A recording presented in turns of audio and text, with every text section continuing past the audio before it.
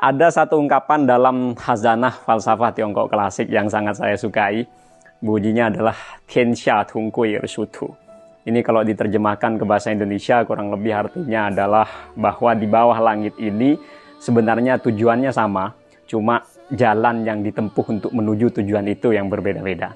Saya merasakan kebenaran dari pitutur luhur ini ketika pada Sabtu kemarin saya nunut Pak Haryanto Halim yang punya Marimas sekaligus Ketua Perkumpulan Sosial Bonhyantong Semarang melakukan cengbengan ke makam Gus Dur. Nah, di makam Gus Dur itu saya melihat ratusan orang dari berbagai macam agama yang dianut sama-sama memanjatkan doa dengan caranya masing-masing. Ini menurut saya dipersatukan oleh keluhuran budi dan juga kebaikan hati Gus Dur semasa hidupnya yang tanpa tebang pilih. Sebenarnya cengbengan ini, kita tahu cengbeng adalah salah satu dari perayaan besar tradisional rakyat Tiongkok dan orang Tionghoa di mancanegara yang fungsinya adalah untuk mengingat jasa-jasa leluhur. Nah, cengbengan ini biasanya jatuh setiap tahunnya itu pada bulan 4. Nah, mestinya cengbengan ini dilakukan beberapa bulan yang lalu, cuma Pak Haryanto Halim malah melakukannya pada bulan 6 ini. Nah, bulan 6 ini di Tiongkok sana dan juga orang-orang Indonesia di mancanegara itu melaksanakan satu hari raya lain yang disebut sebagai Pehchun, atau dalam bahasa Mandarinnya itu disebut sebagai Tuan Wucie.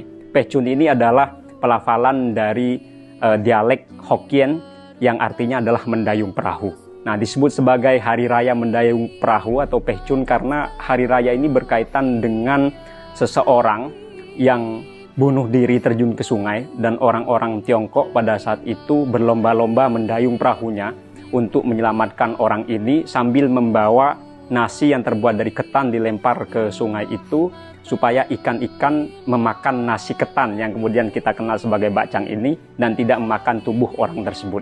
Nah, orang tersebut namanya Chien.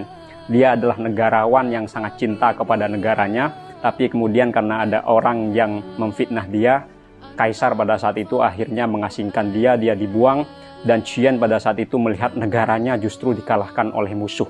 Dia sedih sekali, sehingga dia memilih untuk terjun ke sungai bunuh diri daripada melihat negaranya dikalahkan dan dia terus-menerus merasakan sakit hati.